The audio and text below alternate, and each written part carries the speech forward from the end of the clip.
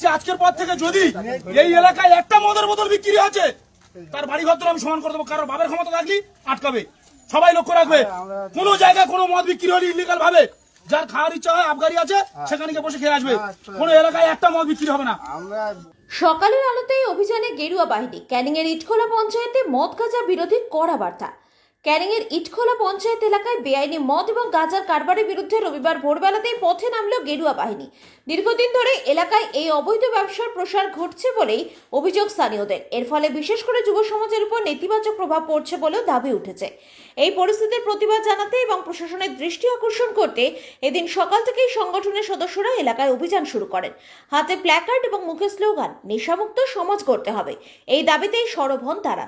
অভিযান চলাকালীন একাধিক সন্দেহভাজন স্থানে নজরদারি চালানো হয়। আন্দোলনকারীদের পক্ষ থেকে জানা গিয়েছে কিছু জায়গাকে চিহ্নিত করে কড়া সতর্ক বার্তাও দেওয়া হয়েছে। তাদের অভিযোগ প্রশাসনের নিরাপত্তার সুযোগ নিয়ে এলাকায় অবৈধ মদ এবং গাঁজার ব্যবসা দিন দিন বেড়েই চলেছে। দ্রুত এই কারবার বন্ধ না হলে আগামী দিনে আরো বৃহত্তর আন্দোলনের পথে হাঁটার হুঁশিয়ারি দিয়েছেন আন্দোলনকারীরা। যেটা বাড়ি এলি বলে দেবে, আজকের পর থেকে যদি আমরা খবর পেয়েছি মদ গাঁজা বিক্রি হচ্ছে এলাকায়, দ্বিতীয় দিন কিন্তু আমাদের কাছে কোনো কিছু জানাতে পারবে না, বারণ করে দিয়েছি। একটা কমপ্লেন যেন আমরা না শুনি এখানে মদ গাঁজা বিক্রি হচ্ছে। এলাকায় কোনো জায়গায় মদ গাঁজা বিক্রি হবে না।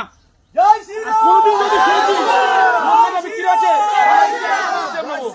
বলে দিয়ে গেলাম, বলে দেবে।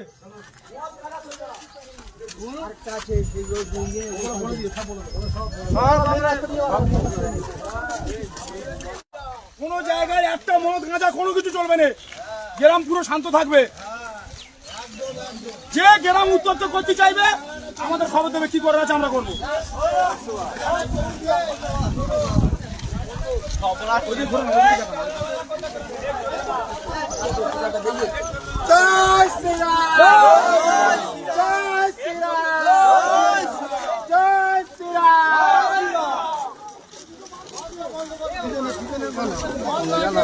ওই তো টোটাই সব